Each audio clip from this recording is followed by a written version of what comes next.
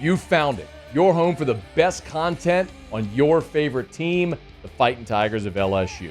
Do us a favor, subscribe to the channel, leave your comments below, and be sure to smash that like button.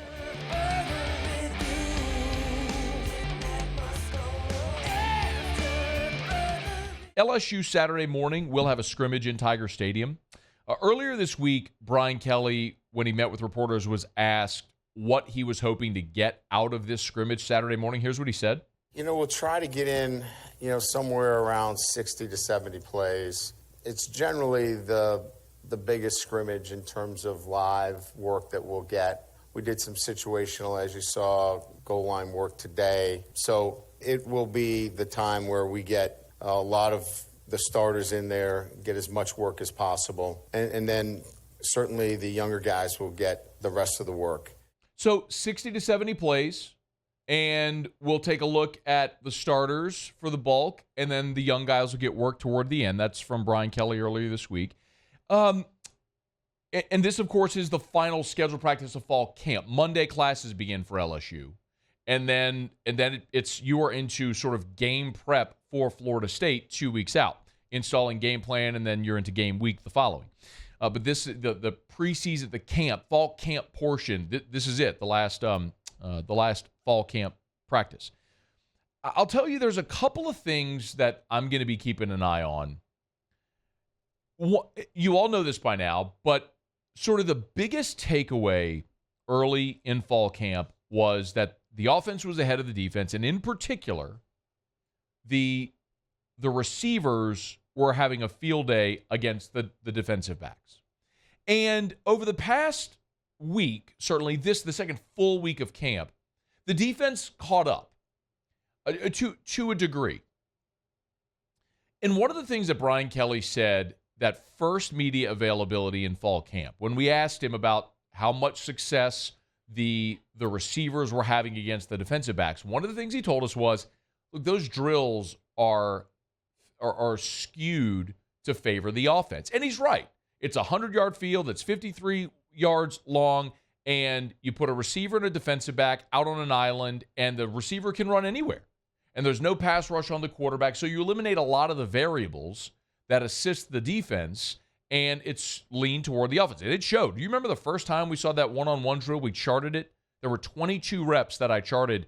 The offense won 20 of the receivers won 20 of the 22 reps against the defensive backs. That's overwhelming. Well, now in this scrimmage, we're going to get to see what Brian Kelly was talking about. On Tuesday of this week, when we were at practice and we were watching 11 on 11 and they were running that 2-minute drill, if you remember, we talked about this. The offense started at the 30-yard line. There was a minute 50 seconds on the clock, and they simulated a 2-minute offense where, it was running clock. If you had to spike the ball, get out of bounds, all clock rules, all that stuff, right?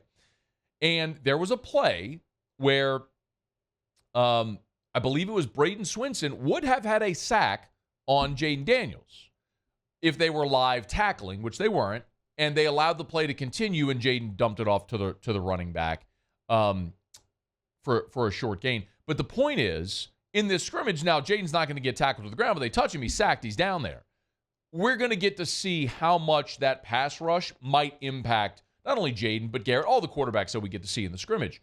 So how much will that pass rush, forcing the quarterback to move, to flush out of the pocket, to throw with pressure, as opposed to just standing there with no pass rush, throwing against with a receiver that knows the route against a defensive back in space that doesn't. So that's going to be, I think, the biggest thing for me. Can the LSU secondary hold up when they have the benefit of a pass rush? That's the first and foremost thing that I'm going to be looking for in this scrimmage. And in part because of how this has gone.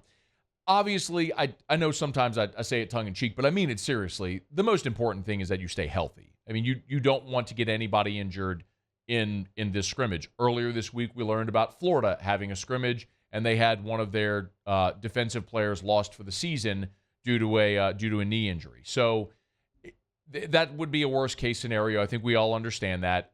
LSU has been remarkably healthy in this camp. The only player that you have lost for any appreciable amount of time so far is J.K. Johnson, the cornerback, with a broken bone in his foot or in his left leg. So you've stayed remarkably healthy. So knock on Formica, hope that continues when you're in this scrimmage scenario. Yes, everybody wants to see, will Jaden open it up? I get asked that a ton. We all want to see that running back rotation, no doubt. But the other thing that I'll tell you, and maybe it's kind of, there's two other things. One is part and parcel with what we just discussed, which is the offensive line.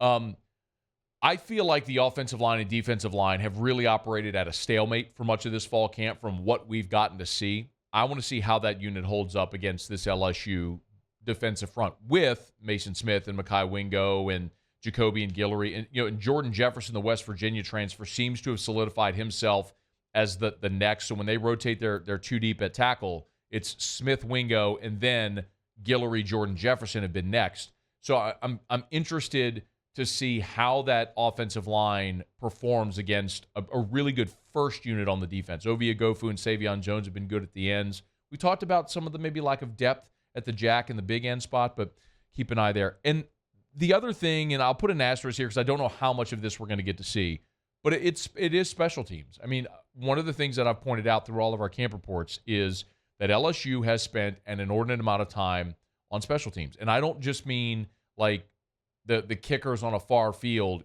putting the ball on a tee and kicking.